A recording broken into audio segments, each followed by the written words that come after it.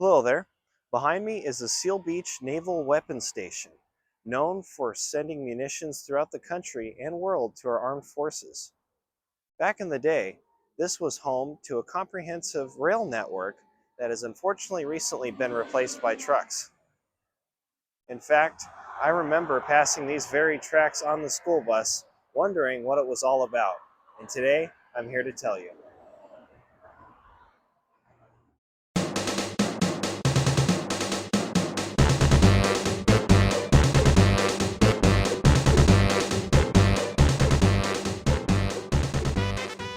The Seal Beach Naval Weapons Station was commissioned in 1944, spanning over 5,000 acres in Orange County. Its mission is to provide ordnance storage, maintenance, and loading for Pacific Fleet ships. It has over 128 ammunition bunkers and over 230 buildings. When the railroad was active, it spanned over 50 miles within base limits. Annually, it loads and unloads over 50 ships. From its opening in 1944 until 2008, these little switchers moved munitions throughout the base. Here's the roundhouse, where they were stored and worked on. The Naval Weapons Station also played a role in the aerospace industry. The second stage of the Saturn V rocket was built here in Seal Beach from 1961 to 1965 by North American Aviation. It was completed on October 1st, 1965. Rail line was also used to ship in supplies for the assembly of this rocket, although trucks hauled it out upon completion. You can make out a level crossing in the background of this photo on Seal Beach Boulevard, which I'll get to later. Unfortunately, in the late 2010s, this building was torn down, despite its historical significance. This area, parallel to Westminster Boulevard, served as a depot. Here you see a GE 80-tonner switcher and some empty cars waiting to be loaded. Exiting the Saturn V rocket assembly area, the tracks would cross Seal Beach Boulevard, cut through this parking lot, and then cross over 2nd Street towards the Haynes Power Plant. This crossing was pulled out in the late 90s, and in the mid-2000s was turned into a hotel and shopping center. Here's the right-of-way exiting the Naval Weapons Station as a whole. You can see where it runs alongside 2nd Street. This spur was built in the early 1960s to help build the Haynes Power Plant and serve bunker oil to it until the early 1980s when it was removed. Here's the shopping center, and here's the hotel that lies in place of it. And here's the location where the Saturn V rocket building used to be.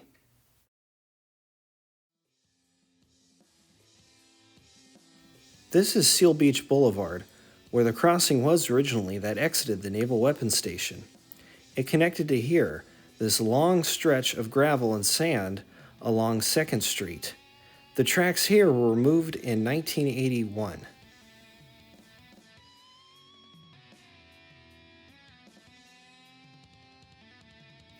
The tracks then led to this small trestle bridge.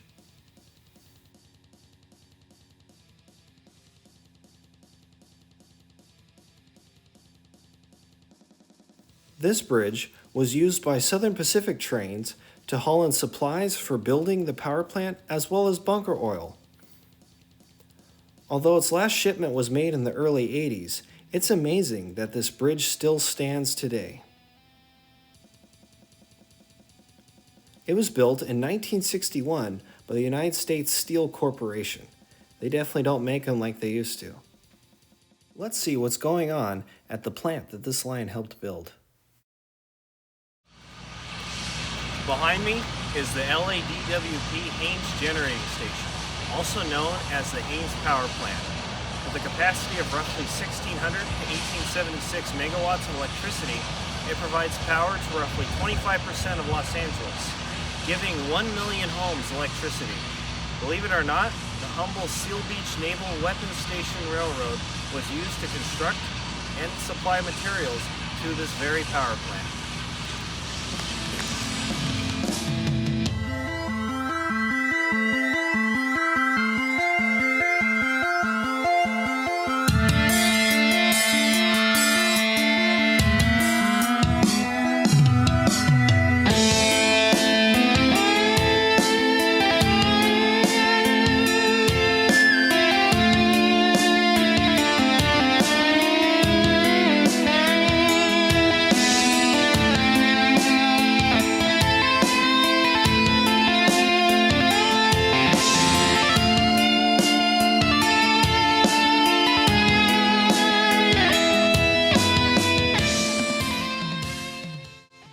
is cooled by the ocean and the runoff goes into the San Gabriel River. The water is so warm that it's home to tropical sea turtles.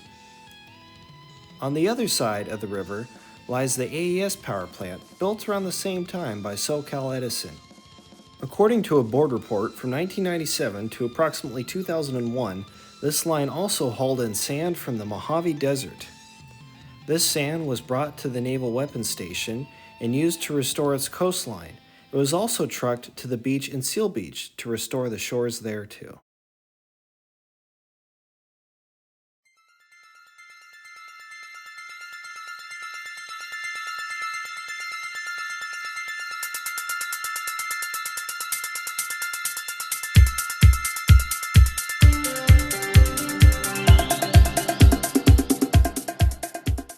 And now the star of the show, the right-of-way itself.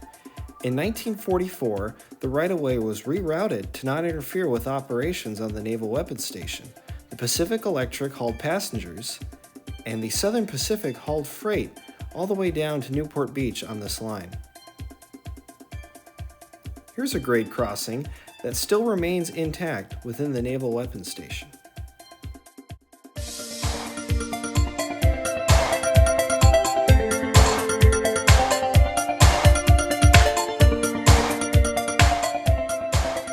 Here's the crossing at Westminster Boulevard, one of the busiest streets on the line.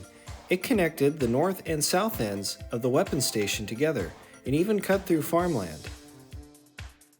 Here's Bolsa Chica Road, the crossing where my school bus stopped and listened for trains on the way to school. This crossing is unique in that it has a call box at the end of it.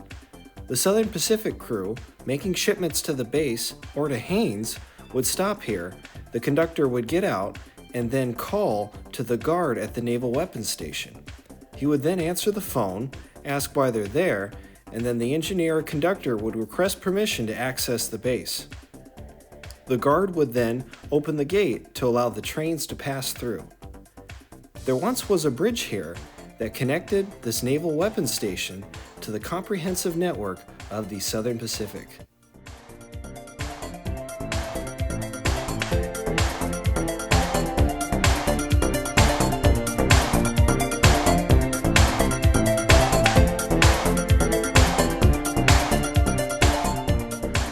Also in the pavement, the crossbucks still remain, as if it were 2008.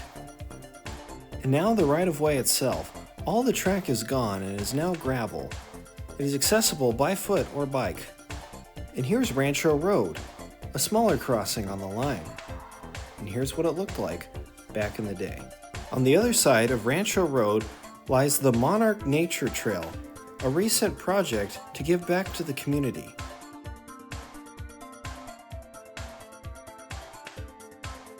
The crossing at Rancho Road also has this concrete bridge that still stands today. The next level crossing, I have fond memories of driving across it, going to Mario's with my parents as a little kid, a good Mexican restaurant in the area. Here's how it looks today, and here's how it looked back then. Here's another shot looking down the right-of-way.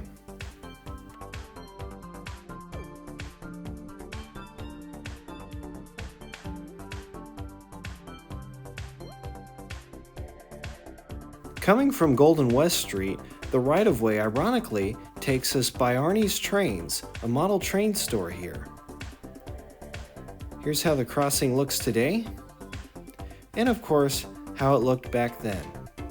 On the left is Westminster Mall, another relic of the past. And here you can see where it passes the mall and crosses under the 405 freeway. Just look at that classic cantilever crossing with the tiny little crossing lights. Leaving Edward Street, you come to Golden West, which still has a crossing today on the Huntington Beach branch, which I'll touch on later. Here's how it looked back when it was active.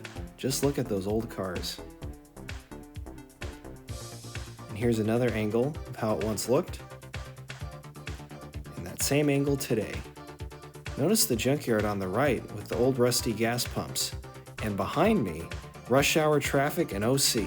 If only there was another way to get around. Here's the other side of that right-of-way, coming from Golden West, and then heading towards Chestnut Street, the final crossing on the Seal Beach Naval Weapons Station right-of-way.